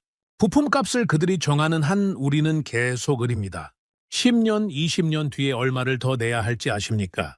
재정 라인이 입을 다물었죠. 그때 보수파 쪽에서 목소리가 나왔습니다. 차관, 현실을 보십시오. 저는 그쪽을 쳐다봤습니다. 한국이 뭡니까? 철도 종주국도 아니고 아프리카 실적도 없는 나라입니다. 거기에 국가 기관망을 맡기자고요. 만약 문제가 생기면 어떻게 합니까? 저는 대답했습니다. 한국은 사우디에서 열차를 운행하고 있습니다. 사막 환경이죠. 모로코보다 더 혹독합니다. 거기서 검증된 실적이 있습니다. 그건 사우디 얘기입니다. 모로코가 아니죠. 저는 참았습니다. 그리고 말했죠. 그럼 프랑스는 어떻습니까? 70년 동안 기술을 안 줬습니다. 도면을 안 보여줬고 부품을 틀어쥐었으며 우리 엔지니어들을 기술자가 아니라 구경꾼으로 만들었죠. 그게 검증된 파트너입니까? 회의실 공기가 싸늘해졌습니다. 외교 라인이 목소리를 높였습니다. 차관, 프랑스와의 관계를 너무 가볍게 보시는 것 같습니다. 철도만의 문제가 아닙니다. 경제, 안보, 외교, 전방위적인 협력이 걸려 있습니다. 저는 똑바로 쳐다봤습니다. 철도는 국가 기관망입니다. 이게 가벼운 문제입니까? 철도 하나 때문에 프랑스와 관계를 망칠 수는 없습니다. 망친다고요. 저는 목소리가 올라가는 걸 느꼈습니다. 참으려 했지만 참아지지 않았죠. 입찰에서 경쟁하는 게 관계를 망치는 겁니까? 더 좋은 조건을 선택하는 게 배신입니까? 그럼 우리는 영원히 프랑스 눈치를 보면서 살아야 합니까? 회의실이 조용해졌습니다. 저는 숨을 고르며 말을 이었습니다. 프랑스가 불쾌해하면 어쩔 수 없습니다. 하지만 그게 우리가 종속을 감수해야 할 이유는 아닙니다. 국가 프로젝트는 관계가 아니라 국익으로 판단해야 합니다. 그때였습니다. 테이블 끝에서 목소리가 들려왔죠. 낮고 차가운 목소리였습니다. 차관. 저는 고개를 돌렸습니다. 고위급 인사 중 한 명이었죠. 그동안 말이 없던 사람이었습니다. 하지만 그 자리에 앉아 있다는 건 권력이 있다는 뜻이었죠. 그가 천천히 말했습니다. 지금 매우 위험한 길을 가고 있는 겁니다. 저는 대답하지 않았습니다. 프랑스를 밀어내고 한국을 선택한다. 만약 잘못되면 어떻게 할 겁니까? 열차에 문제가 생기면요? 기술 이전이 약속대로 안 되면요? 공장이 제대로 안 세워지면요? 그가 저를 똑바로 쳐다봤습니다. 책임은 누가 집니까? 저는 그 눈을 마주봤습니다. 그가 말을 이었죠. 당신 혼자 집니까? 당신 하나로 끝나는 문제입니까? 이건 국가 프로젝트입니다. 수천 명의 일자리, 수조 원의 예산, 월드컵의 성패가 걸려 있죠. 그걸 당신 한 사람이 책임질 수 있습니까? 회의실이 얼어붙었습니다. 모든 시선이 저를 향했죠. 누군가는 고개를 숙였고 누군가는 팔짱을 꼈습니다. 저를 돕는 사람은 없었습니다. 저는 혼자였죠. 그 순간 머릿속에 생각이 스쳤습니다. 여기서 물러서면 편하다. 프랑스를 선택하면 아무도 저를 탓하지 않을 겁니다. 70년 동안 그래왔으니까요. 안전한 선택입니다. 검증된 파트너죠. 설령 나중에 문제가 생겨도 책임을 나눌 수 있습니다. 다들 그랬으니까요. 하지만 한국을 선택하면 다릅니다. 모든 책임이 제 몫이죠. 성공하면 모르겠지만 실패하면 저 혼자 감당해야 합니다. 경력이 끝날 수도 있습니다. 아니, 끝날 가능성이 높죠. 안전한 선택은 저를 살립니다. 하지만 나라를 묶습니다. 저는 천천히 입을 열었습니다. 제가 책임지겠습니다. 회의실이 술렁였죠. 문제가 생기면 제가 답하겠습니다. 제 경력으로, 제 이름으로. 그게 총괄 책임자의 역할입니다. 고위급 인사가 콧방귀를 꼈습니다. 말은 쉽습니다. 말이 아닙니다. 저는 테이블 위에 서류를 들어 올렸습니다. 여기 숫자가 있습니다. 기술팀, 재무팀, 법무팀, 운영팀 전부 분석했습니다. 한국 제안이 프랑스보다 우월합니다. 기술 이전 범위, 금융 조건, 현지 생산 계획, 모든 항목에서요. 저는 서류를 테이블 위에 펼쳤습니다. 반박하시려면 숫자로 하십시오. 감정이 아니라 데이터로요. 프랑스가 낫다는 근거를 보여주십시오. 회의실이 조용해졌습니다. 아무도 말하지 않았죠. 저는 한 명 한 명 눈을 마주쳤습니다. 외교 라인은 숫자가 없었습니다. 관계와 전통을 말했죠. 하지만 계약서의 조항을 비교하지는 못했습니다. 재정 라인도 마찬가지였습니다. 안정성을 강조했지만 20년 총비용 계산에서 한국이 유리하다는 건 인정해야 했죠. 보수파는 리스크를 말했습니다. 하지만 구체적인 데이터를 제시하지는 못했습니다. 저는 말했습니다. 저는 감정으로 결정하지 않습니다. 30년 동안 철도를 해왔습니다. 좋은 말에 속아본 적이 한두 번이 아닙니다. 그래서 숫자를 봅니다. 구조를 봅니다. 그리고 그 숫자와 구조가 한국을 가리키고 있습니다. 저는 잠시 멈췄습니다. 그리고 낮은 목소리로 말했죠. 프랑스는 고객 모델입니다. 그들이 만들고 우리가 삽니다. 영원히요. 한국은 파트너 모델입니다. 처음에는 그들이 만들지만 점점 우리가 만들게 됩니다. 10년 뒤에 우리가 절반을 생산합니다. 20년 뒤에는 우리 기술자가 설계에 참여하죠. 저는 테이블을 손바닥으로 짚었습니다. 이게 차이입니다. 가격이 아닙니다. 구조가 다른 겁니다. 10년 뒤 자립이냐, 30년 뒤 종속이냐, 그걸 선택하는 겁니다. 회의실이 무거운 침묵에 잠겼습니다. 장관이 입을 열었습니다. 다른 의견 있습니까? 아무도 대답하지 않았죠. 장관이 저를 쳐다봤습니다. 차관, 최종 입장을 말씀하십시오. 저는 일어섰습니다. 회의실 전체가 저를 향했죠. 수십 개의 눈이 저를 지켜보고 있었습니다. 어떤 눈은 기대였고, 어떤 눈은 두려움이었으며, 어떤 눈은 분노였습니다. 저는 천천히 말했습니다. 저는 한국을 추천합니다. 웅성거림이 퍼졌죠. 저는 말을 이었습니다. 현대로템과 계약을 추진해야 합니다. 2층 전동차 110대, 기술 이전 포함, 현지 공장 설립 조건으로요. 외교 라인이 끼어들었습니다. 프랑스는요. 저는 대답했습니다. 프랑스에게도 물량을 줘야 합니다. 관계 유지를 위해서죠. 하지만 핵심은 한국이 가져가야 합니다. 구체적으로 어느 정도입니까? 저는 잠시 생각했습니다. 그리고 말했죠. 한국 110대, 프랑스는 20대 이하, 나머지는 스페인에게 배분합니다. 회의실이 술렁였습니다. 20대요? 168대 중 20대도 안 되는 겁니까? 저는 고개를 끄덕였습니다. 그게 적절합니다. 관계는 유지하되 주도권은 바꾸는 겁니다. 침묵이 흘렀습니다. 장관이 천천히 말했습니다. 알겠습니다. 오늘 논의된 내용을 바탕으로 최종 결정을 내리겠습니다.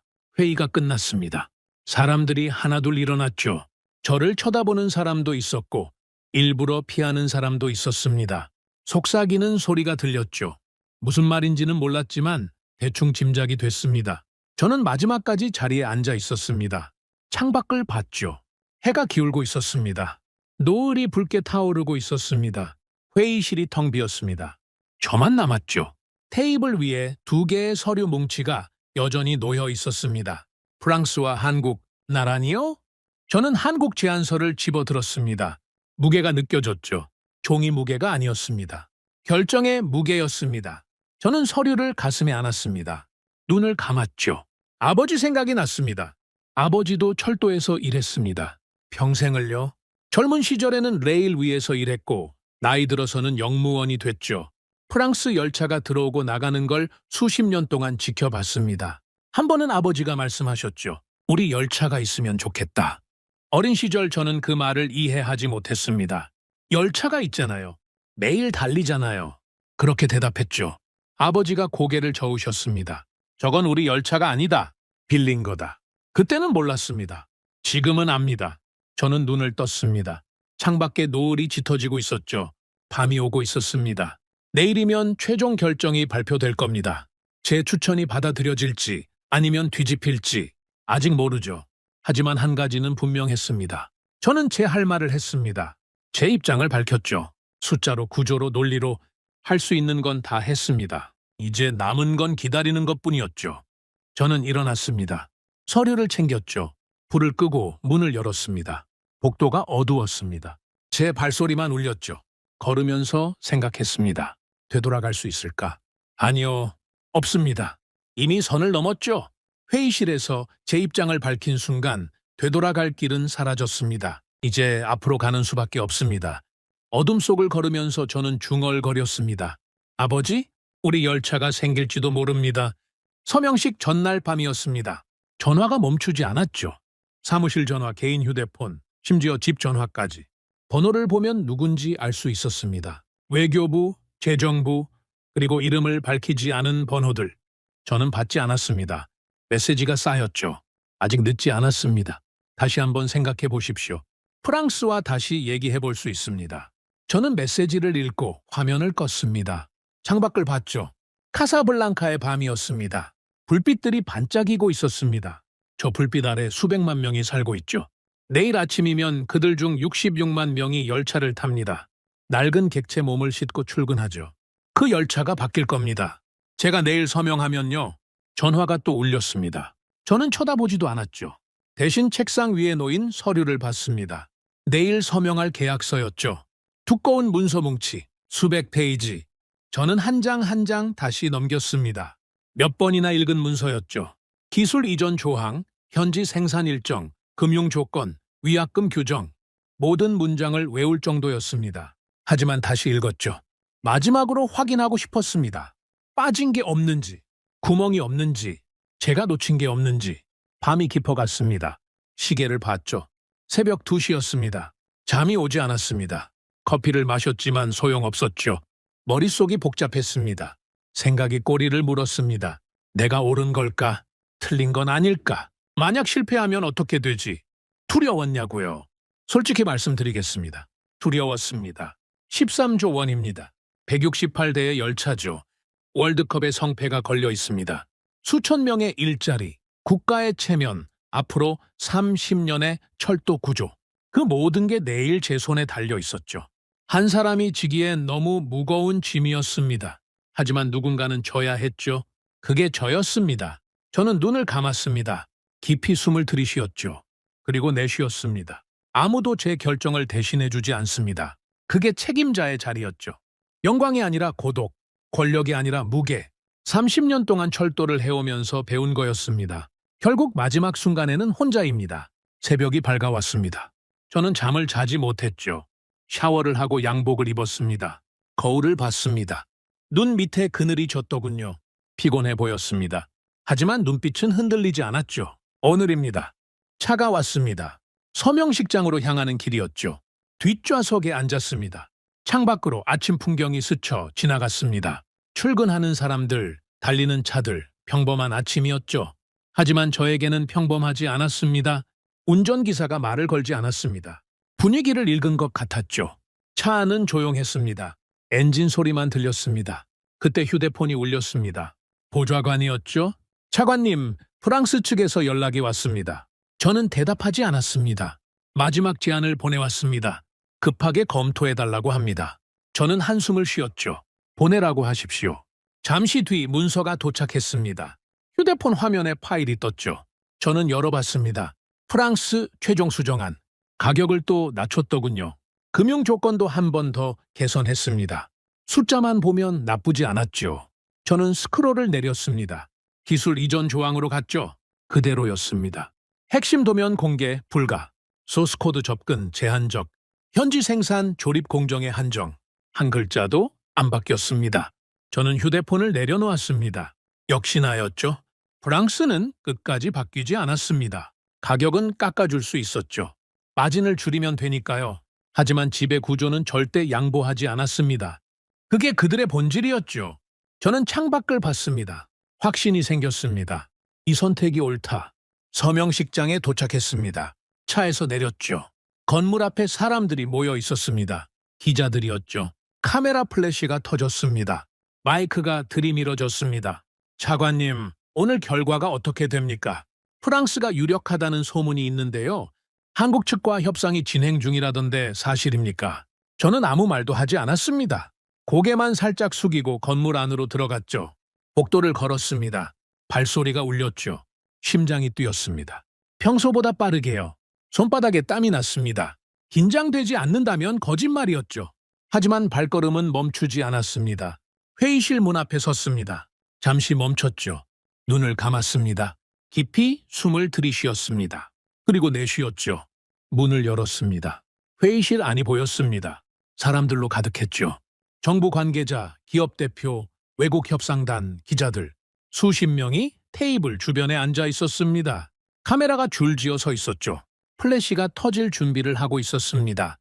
모든 시선이 저를 향했습니다. 저는 천천히 걸어 들어갔습니다. 자리에 앉았죠. 테이블 위에 계약서가 놓여 있었습니다. 두꺼운 문서 뭉치. 펜이 그 옆에 있었죠. 분위기가 이상했습니다. 웅성거림이 있었죠. 속삭이는 소리가 들렸습니다. 사람들이 서로 눈짓을 나누고 있었습니다. 뭔가 느껴졌죠. 모두가 프랑스를 예상하고 있었습니다. 기자들의 질문, 관계자들의 태도, 분위기 전체가 그랬죠. 70년 동안 그래왔으니까요. 이번에도 프랑스가 당연한 선택이라고 믿고 있었습니다.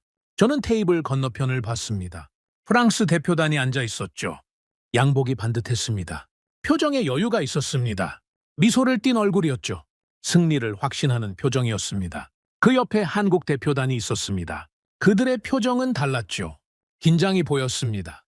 하지만 눈빛은 흔들리지 않았습니다. 저를 똑바로 쳐다보고 있었죠. 장관이 일어섰습니다. 오늘 역사적인 계약을 체결합니다. 카메라 플래시가 터졌죠. 모로코 플랜 레일 사업의 첫 번째 계약입니다. 통근 전동차 168대 도입 사업이죠. 오랜 검토와 협상 끝에 최종 결정을 내렸습니다. 회의실이 조용해졌습니다. 모든 눈이 장관을 향했죠. 장관이 저를 쳐다봤습니다. 차관이 서명하겠습니다. 저는 일어섰습니다. 다리가 떨렸죠. 아니, 솔직히 말하겠습니다. 온몸이 떨렸습니다.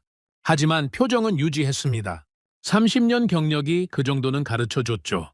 테이블 앞으로 걸어갔습니다. 계약서가 놓여 있었습니다. 펜이 그 옆에 있었죠. 저는 펜을 집어들었습니다. 무거웠습니다. 펜 무게가 아니었죠. 결정의 무게였습니다. 손끝이 떨렸습니다. 머릿속에 장면들이 스쳐 지나갔죠. 70년 전 계약서, 아버지 세대가 서명했던 문서, 같은 구조, 같은 문장, 같은 종속, 프랑스 협상단의 얼굴, 우리가 아프리카 최초 고속철도를 만들어줬다던 그 말투, 내려다보는 눈빛, 한국 대표의 목소리. 20년 전 우리가 그 자리였습니다. 당신들 심정을 압니다. 회의실의 침묵. 당신 경력은 여기서 끝이요. 책임은 누가 집니까? 새벽의 고독. 아무도 제 결정을 대신해주지 않습니다. 저는 눈을 떴습니다. 계약서를 봤죠. 첫 페이지 상단에 이름이 적혀 있었습니다. 현대로템. 저는 펜을 움직였습니다. 서명했습니다. 획 하나하나가 느리게 느껴졌죠. 제 이름이 종이 위에 새겨졌습니다. 압델카림 엘 마히데우, 모로코 철도 정차관. 펜을 내려놓았습니다. 회의실이 정적에 잠겼습니다. 아무도 말하지 않았죠. 박수도 없었습니다. 탄성도 없었습니다. 그저 침묵만 흘렀습니다. 저는 고개를 들었습니다. 프랑스 대표단을 봤죠. 그들의 표정이 굳어 있었습니다. 미소가 사라졌죠. 얼굴이 창백해졌습니다. 서로를 쳐다보고 있었습니다. 믿을 수 없다는 표정이었죠. 한국 대표단을 봤습니다. 그들도 움직이지 않았죠. 하지만 눈빛이 달랐습니다. 안도와 긴장이 섞여 있었습니다. 아직 실감이 안 나는 것 같았죠. 기자들이 웅성거리기 시작했습니다. 한국이요? 현대로템이요? 프랑스가 아니고요. 플래시가 터졌습니다. 셔터 소리가 쏟아졌죠. 질문이 날아왔습니다. 차관님, 왜 한국입니까?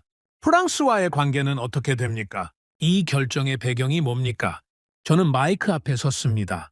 회의실이 조용해졌죠. 모든 눈이 저를 향했습니다. 카메라가 저를 비추고 있었습니다. 저는 천천히 말했습니다. 이번 계약은 단순한 구매가 아닙니다. 목소리가 울렸죠. 우리는 열차를 사는 게 아닙니다. 미래를 사는 겁니다. 기술을 받고 공장을 세우고 우리 엔지니어를 키우는 겁니다. 언젠가 우리 손으로 열차를 만들기 위해서죠. 저는 잠시 멈췄습니다. 70년 동안 우리는 좋은 고객이었습니다. 하지만 이제는 다릅니다. 고객이 아니라 파트너가 되려고 합니다. 그래서 이 선택을 했습니다.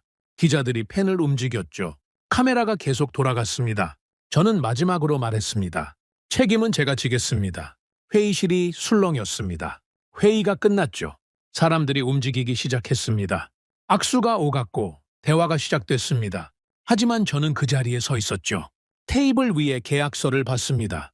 제 서명이 선명했죠. 70년이 끝났습니다. 조용히 그러나 확실하게.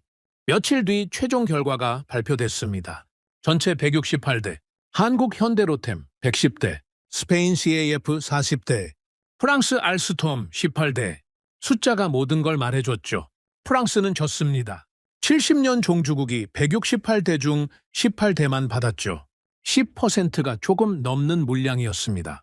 언론이 들끓었습니다. 70년 철도 종주국 모로코에서 밀려나다. 한국 아프리카 철도 시장 대격변. 프랑스의 굴욕, 현대로템의 승리.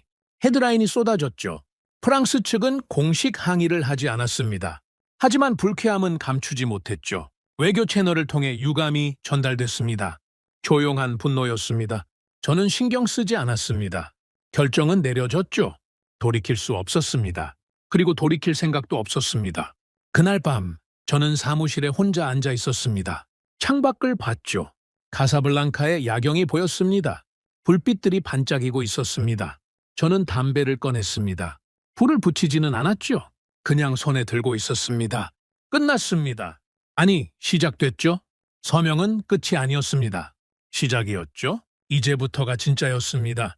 열차가 들어오고 공장이 세워지고 기술이 이전되는 과정. 그 모든 게 제대로 되는지 지켜봐야 했습니다. 하지만 오늘만큼은 쉬고 싶었습니다. 저는 의자에 등을 기댔습니다. 눈을 감았죠. 아버지 목소리가 들리는 것 같았습니다. 우리 열차가 있으면 좋겠다. 저는 속으로 대답했습니다. 이제 생길 겁니다. 계약이 끝나고 몇 달이 지났습니다. 서류상의 약속이 현실이 되기 시작했죠. 처음으로 변화가 느껴진 건 공장 부지 소식이었습니다. 카사블랑카 외곽에 땅이 확정됐죠. 현대로템과 모로코 정부가 합작으로 제조 시설을 세우기로 했습니다. 뉴스에 헤드라인이 떴죠. 모로코 최초 철도 차량 공장 착공 확정. 저는 그 기사를 읽으면서 생각했습니다. 진짜 되는구나. 솔직히 말씀드리겠습니다. 계약서에 서명할 때도 반신반의했습니다. 한국이 좋은 말을 많이 했죠. 기술 이전, 현지 생산, 엔지니어 교육. 하지만 말은 말이고 현실은 현실입니다. 서명하고 나면 태도가 바뀌는 경우를 많이 봤으니까요. 그런데 한국은 달랐습니다. 약속한 대로 움직이기 시작했죠.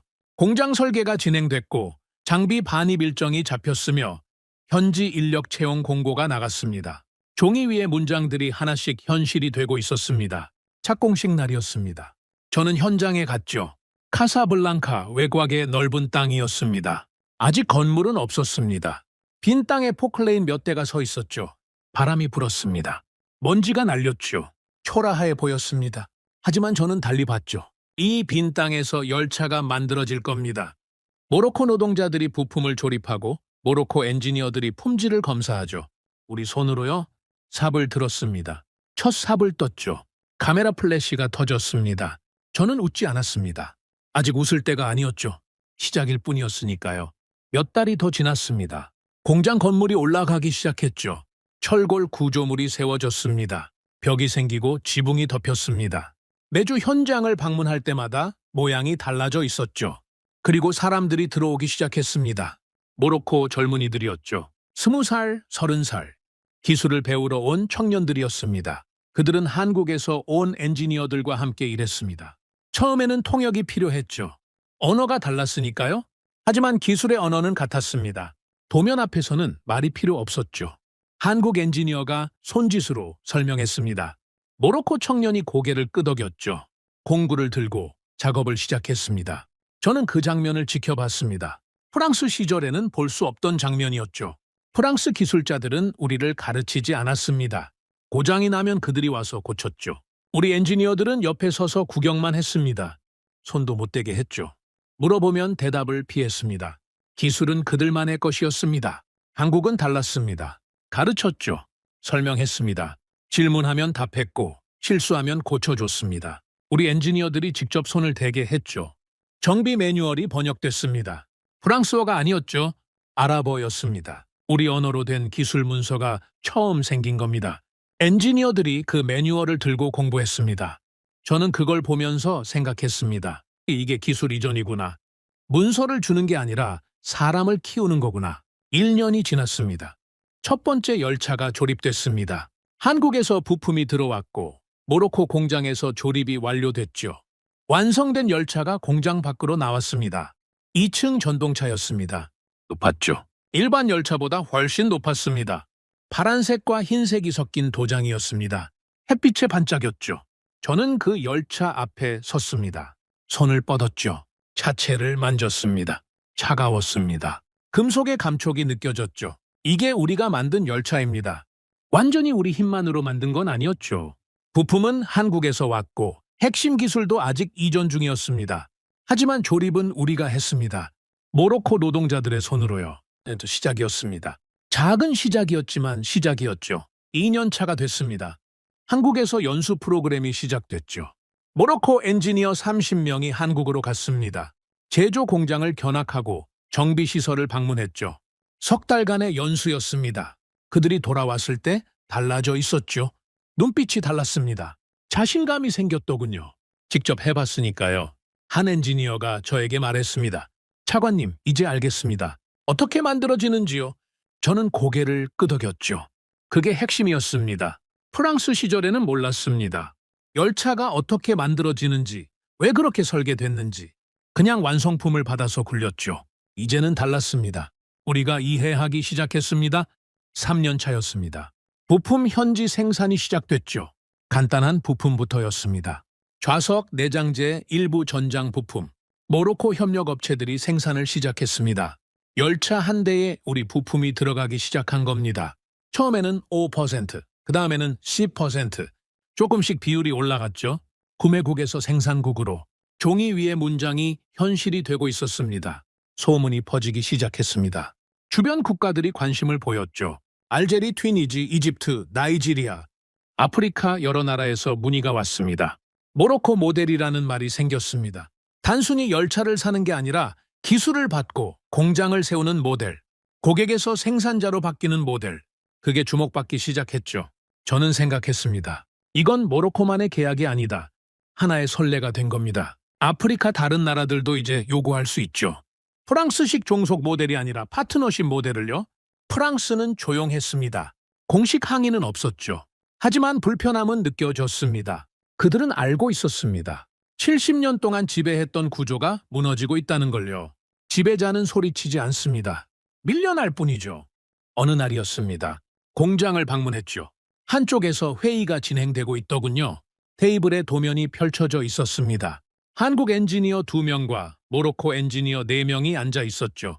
모로코 엔지니어가 도면을 가리키며 뭔가 말하고 있었습니다. 그리고 펜을 받아 도면 위에 직접 뭔가를 그렸습니다. 저는 가슴이 뜨거워졌습니다. 우리 엔지니어가 설계에 참여하고 있었습니다. 도면을 보는 게 아니라 그리고 있었죠. 프랑스 시절에는 상상도 못할 일이었습니다. 그때 우리는 도면을 볼 수도 없었죠. 저는 조용히 그 자리를 떠났습니다. 이게 내가 원했던 거다. 열차가 아니었습니다. 능력이었죠. 스스로 만들 수 있는 능력. 그게 진짜 목표였습니다. 사무실로 돌아왔습니다. 창가에 섰죠. 해가 지고 있었습니다. 노을이 붉었습니다. 저는 젊은 시절을 떠올렸습니다. 30년 전 저도 레일 위에서 시작했죠. 프랑스 글자가 새겨진 열차가 지나가는 걸 봤습니다. 빠르고 웅장했습니다. 언젠가 우리도 저런 걸 만들 수 있을까? 그때는 막연한 꿈이었죠. 불가능해 보였습니다. 30년이 지났습니다. 이제 우리 공장이 있습니다. 우리 엔지니어가 있죠. 우리 부품이 들어간 열차가 달리고 있습니다. 완벽하지 않습니다. 아직 갈 길이 멀죠. 하지만 시작했습니다. 저는 중얼거렸습니다. 나는 역사를 만든 사람이 아니다. 다만 역사가 바뀌는 순간에 도망치지 않은 사람이다. 책상 위에 아버지 사진이 있었습니다. 영무원 제복을 입고 서 있는 젊은 시절 아버지. 저는 말했습니다. 아버지, 우리 열차가 생겼습니다. 빌린 게 아니에요. 우리 거예요. 창밖으로 기차 소리가 들려왔습니다.